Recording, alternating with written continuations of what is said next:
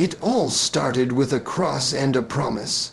Before there was a cathedral, before there were choirs in robes, before there were Bible apps, lave streams, or stained glass windows, there was a rugged wooden cross on a hill called Calvary and a blood-soaked promise that changed the course of history. Christianity didn't rise from royalty. It didn't come marching out of politics or power. It came from a Savior who stepped down from glory into the mess of humanity, born in a manger, not a mansion, wrapped in swaddling clothes, not royal garments. It began with God wrapped in flesh, Emmanuel, walking dusty roads with calloused feet, touching the leper, sitting with sinners, and whispering hope into the hearts of the broken. You see, the world didn't expect it to happen this way. They thought the Messiah would come swinging a sword, riding a war horse, commanding armies and overthrowing Rome. But instead, he came riding a donkey. He came to serve, not to be served.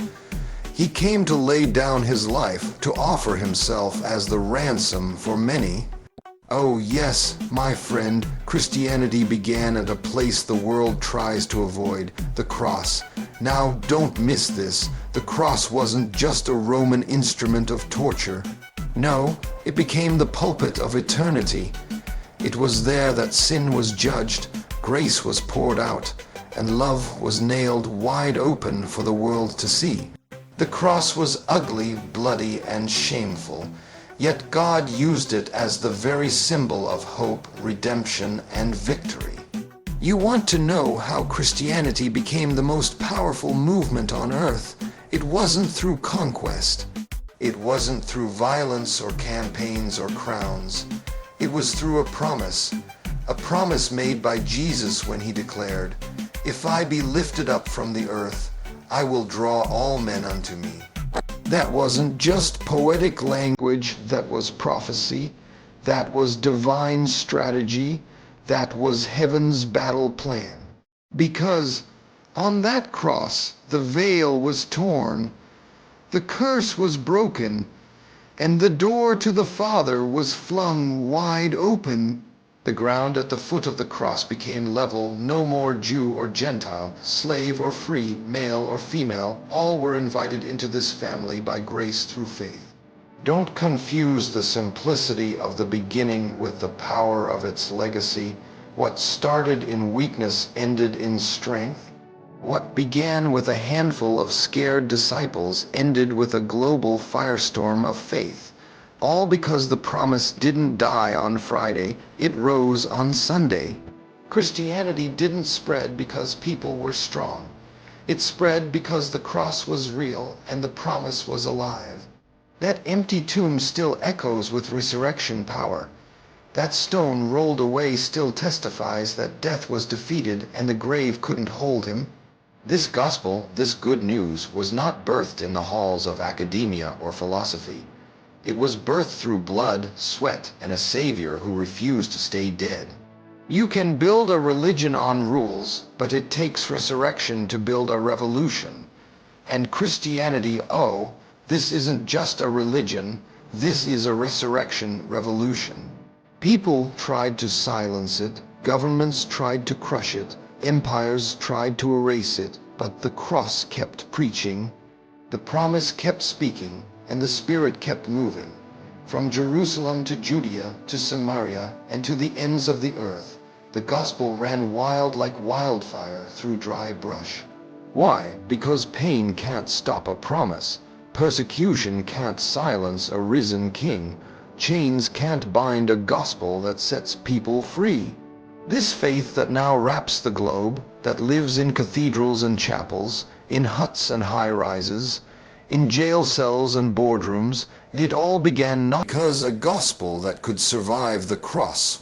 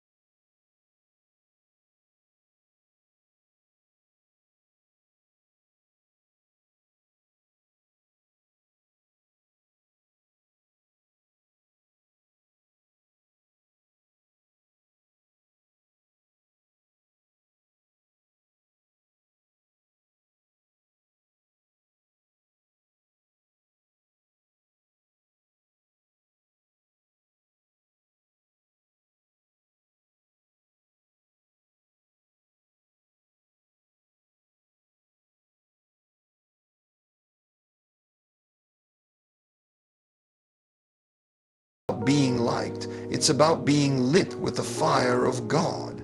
It didn't spread because it was safe. It spread because it was real. It was real enough to be worth dying for. It was powerful enough to be smuggled across borders. It was beautiful enough to be whispered in prison cells and shouted in the streets.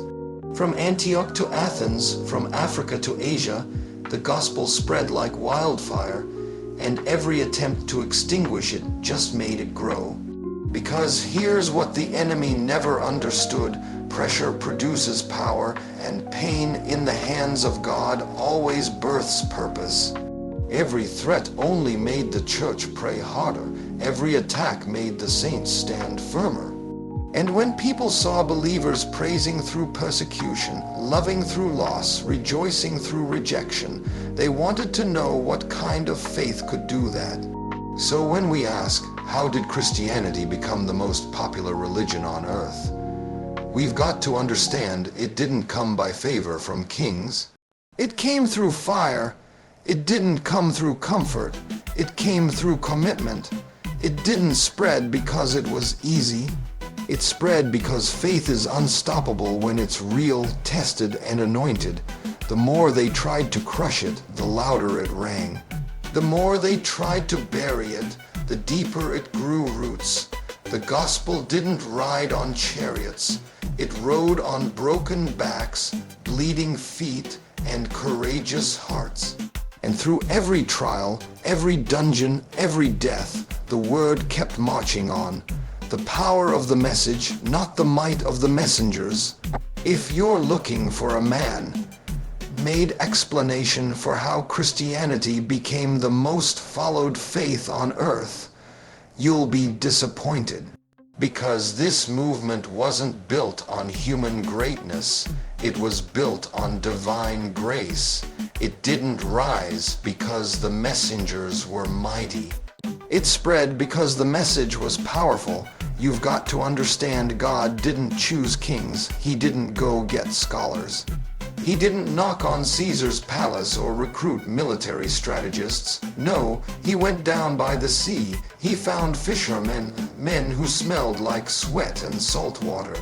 He called tax collectors men who were hated by their own people. He touched lepers. He healed beggars. He elevated women in a culture that pushed them down. He used the weak things of the world to shame the strong. Because this gospel was never about who was delivering it. It was about what was being delivered. Jesus took nobodies and turned them into somebodies, carrying the most important word the world has ever heard. Look at Peter. That brother couldn't even stand up to a servant girl. He denied Jesus 3 times. And yet, after Pentecost, that same man stood in front of thousands and preached the gospel with power in the most unexpected soil. And it will still grow. That's the story of how Christianity spread like wildfire. Not through comfort zones, but through conflict. Not in palaces, but in prisons.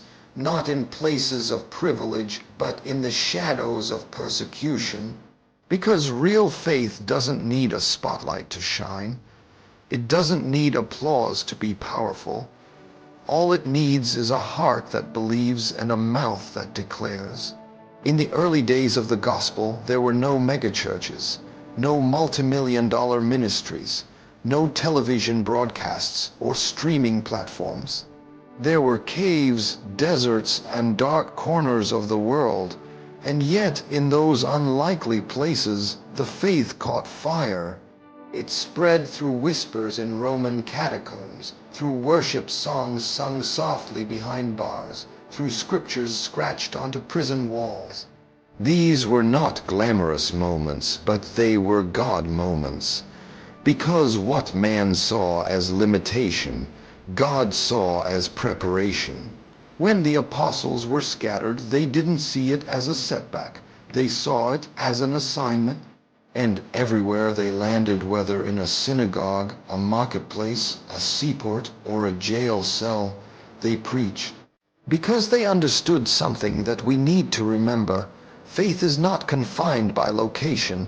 It doesn't matter if you're in Jerusalem or in jail. Faith will find a way to speak.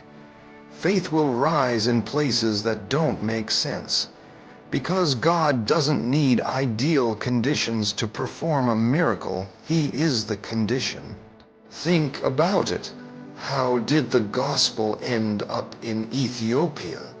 Because an Ethiopian eunuch just happened to be riding his chariot down a desert road when Philip, led by the Spirit, showed up to explain the scriptures.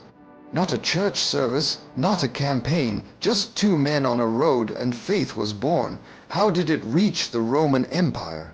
Through Paul, a prisoner in chains, who wrote letters that still set people free today. Locked in a dungeon, bound by guards, and still declaring, "Rejoice in the Lord always." Oh, that's unstoppable faith. How did it reach Asia Minor, Northern Africa, and beyond, through nameless, faceless believers who had no credentials but carried deep conviction? They didn't have seminaries, they had the Spirit. They didn't have pulpits, they had passion, and wherever they went, the gospel went too. Because when faith is real, it refuses to sit still. When faith is genuine, it won't be boxed in, it won't be quieted.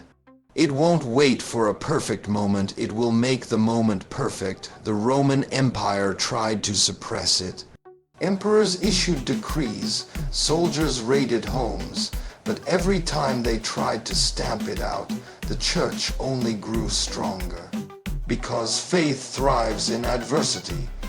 Christianity didn't spread because it was easy. It spread because it was eternal. And here's what makes it even more miraculous. This was a faith that asked for everything. It called people to take up their cross, to forsake all, to risk rejection, to lose status, and still, people said yes, not because the messengers were convincing, but because the message was consuming. It met people where they were and transformed who they were. It walked into villages and found the broken. It stepped into temples and challenged tradition.